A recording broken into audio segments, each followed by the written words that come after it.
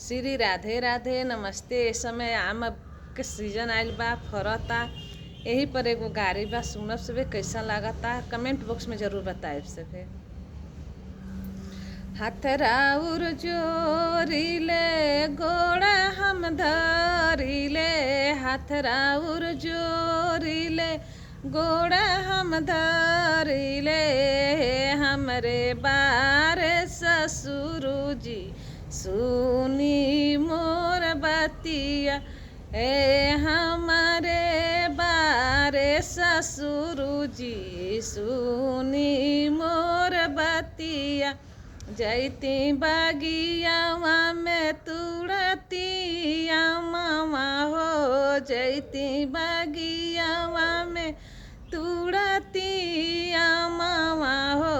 ए जी हम डरबया में के आचरवा, ए हमरे सासुर जी। हे जी हम डरबया में के आचरवा, हे हमरे ससुर जी। अम्मा के आचार हम भेजनी समधी के संगवा, अम्मा के आचार हम भेजनी समधी के संगवा। अब समाधि खाली चुटकाई, ए हमरे बारे ससुर जी। अब समाधिन खाली चुटकाई, ए हमरे बारे समधी।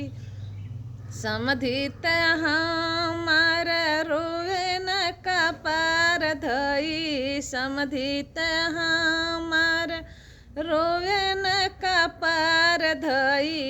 इत के में गईली धनिया भुलाई, ए हमार समधी।